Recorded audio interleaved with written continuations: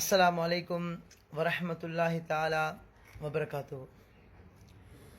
எந்த வீட்டில் 3 பாவங்கள் நிகழுமோ அந்த வீட்டில் பரக்கத்து கலட்டப்படும், வறுமை உண்டாகும், கஷ்டங்கள் வரும்.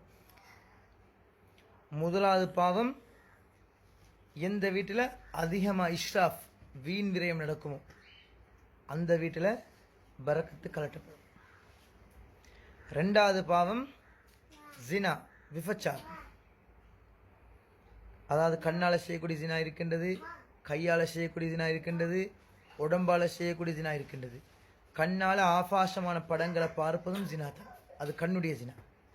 அப்போ எந்த வீட்டில் ஜினா அதிகரிக்குமோ அந்த வீட்டிலையும் பரக்கத் இருக்காது, வறுமை தலை தூக்கி ஆடும். மூணாவது பாவம், கணவனுக்கு மாறு செய்யக்கூடிய மனைவி, மனைவிக்கு மாறு செய்யக்கூடிய கணவன். இந்த 3 பாவங்கள் எந்த வீட்டில் நடக்குமோ அந்த வீட்டில் பரக்கத் இருக்காது, வறுமை தலை தூக்கி ஆடும், கஷ்டங்கள் வரும். இப்போ அதிகமான மக்களோட வாயில கஷ்டம், பிரச்சனை, துன்பம் இப்படி தான் சொல்கிறாங்க. அப்போ இந்த 3 பாவங்களை விட்டு நாங்கள் தவிர்த்து கொண்டால் நிச்சயமாக பரக்கத்து கொட்டுன்னு கொட்டும். வாழ்க்கையில் அதிக பரக்கத்து உண்டாகும், வறுமை நீங்கும். இன்ஷா அல்லாஹ் இந்த 3 பாவங்களை நீங்கள் தவிர்த்து கொள்ளுங்கள். அல்லாஹ் ரஹ்மத்து செய்வான்.